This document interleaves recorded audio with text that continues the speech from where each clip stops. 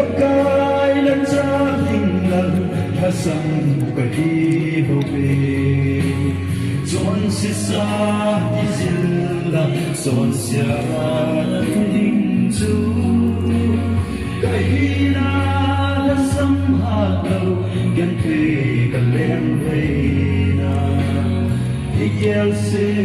kinai se zu kahi sun nilum lazan ku pasani Zihem kum la tasab singe O pakai na kom kanay besing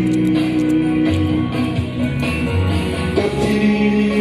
Nangkom kahulun ni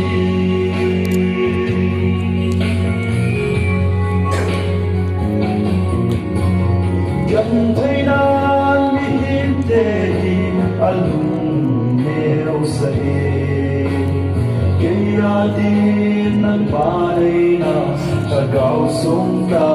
lahi mausat na magkay din ng makamil sa amin yan tiyan ang pinong basay sunilong lasan ko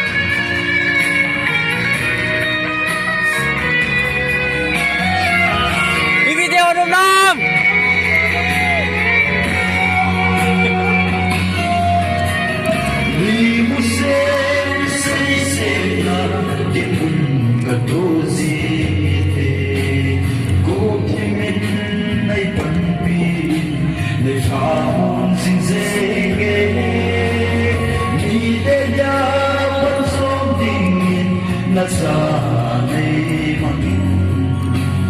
Vang kipat Tusay din ay mangtas